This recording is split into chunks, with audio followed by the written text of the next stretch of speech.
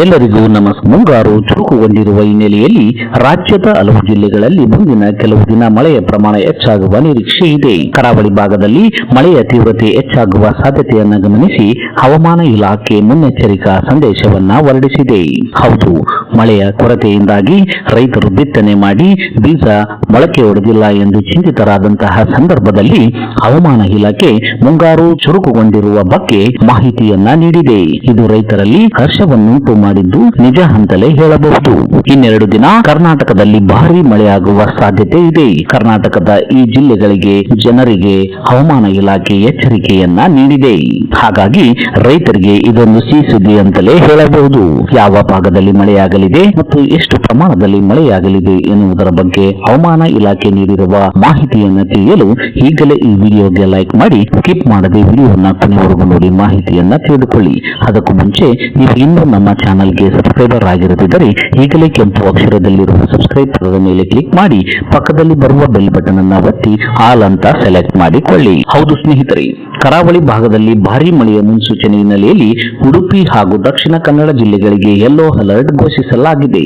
ಬೆಂಗಳೂರು ಸೇರಿದಂತೆ ರಾಜ್ಯದ ಹಲವು ಜಿಲ್ಲೆಗಳಲ್ಲಿ ಸಾಧಾರಣ ಮಳೆ ಮುಂದುವರಿಯುವ ಸಾಧ್ಯತೆ ಇದೆ. ಉಡುಪಿ ಮತ್ತು ದಕ್ಷಿಣ ಕನ್ನಡ ಜಿಲ್ಲೆಗಳಲ್ಲಿ ಗಂಟೆಗೆ 30 ರಿಂದ 40 ಕಿಲೋಮೀಟರ್ ವೇಗದಲ್ಲಿ ಬಿರುಗಾಳಿ ಬೀಸುವ ಸಾಧ್ಯತೆ ಇದ್ದು, ಕೆಲವೆಡೆ ಗುಡುಗು ಸಹಿತ ಭಾರೀ ಮಳೆಯಾಗುವ ಸಾಧ್ಯತೆ ಇದೆ. ಇನ್ನೊಂದೆಡೆ ಉತ್ತರ ಕನ್ನಡ ಜಿಲ್ಲೆಯಲ್ಲಿ ಕೂಡ ಗಾಳಿ ಮತ್ತು ಮಳೆಯ ಹಬ್ಬರ ಕಂಡುಬರುವ ನಿರೀಕ್ಷೆ ಇದ್ದು, ಸಾರ್ವಜನಿಕರು ಮತ್ತು ಮೀನುಗಾರರು ಹೆಚ್ಚಿನ ಎಚ್ಚರಿಕೆ ವಹಿಸುವಂತೆ ಸೂಚಿಸಲಾಗಿದೆ.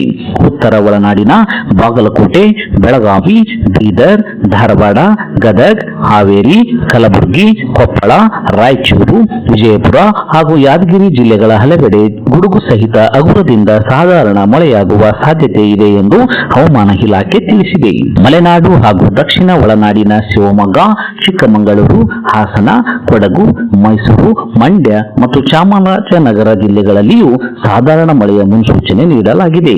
ಅದೇ ರೀತಿ ಬೆಂಗಳೂರು ನಗರ, ಬೆಂಗಳೂರು ಗ್ರಾಮಾಂತರ, ಚಿಕ್ಕಬಳ್ಳಾಪುರ, ಚಿತ್ರದುರ್ಗ, ದಾವಣಗೆರೆ, ಕೋಲಾರ, ರಾಮನಗರ, ತುಮಕೂರು, ವಿಜಯನಗರ ಹಾಗೂ ಬಳ್ಳಾರಿ ಜಿಲ್ಲೆಗಳ ಹಲವು ಭಾಗಗಳಲ್ಲಿ ಹಗುರದಿಂದ ಸಾಧಾರಣ ಮಳೆಯಾಗಲಿದೆ ಎಂದು ಹವಾಮಾನ ಇಲಾಖೆ ತಿಳಿಸಿದೆ. ಹೀಗಾಗಿ ಇನ್ನೆರಡು ದಿನಗಳಲ್ಲಿ ಕರ್ನಾಟಕದ ಹಲವು ಜಿಲ್ಲೆಗಳಲ್ಲಿ ಮಳೆಯಾಗುವ ಸಾಧ್ಯತೆ ಇದ್ದು, ಹವಾಮಾನ ಇಲಾಖೆ ಸೂಚಿಸಿರುವಂತಹ ಈ ಮಾಹಿತಿ ರೈತರಲ್ಲಿ ಹರ್ಷವನ್ನುಂಟು ಮಾಡಿದೆ. ಇದಿಷ್ಟು ಇವತ್ತಿನ ಪ್ರಮುಖ ಮಾಹಿತಿಯಾಗಿದ್ದು, ಆದಷ್ಟು ಈ ಮಾಹಿತಿಯನ್ನ ಎಲ್ಲ ರೈತ ಬಾಂಧವರಿಗೂ ತಲುಪುವವರೆಗೂ ಫೇಸ್ಬುಕ್ ಮತ್ತು ವಾಟ್ಸ್ಆಪ್ ಗ್ರೂಪ್ಗಳ ಮೂಲಕ ಮರೆಯದೆ ಶೇರ್ ಮಾಡಿ. ಈ ವಿಡಿಯೋವನ್ನು ಕೊನೆವರೆಗೂ ನೋಡಿದ್ದಕ್ಕೆ ಧನ್ಯವಾದಗಳು. Thanks for watching this video. Please subscribe for more videos. If you like this video, click the like buttons and give your comments.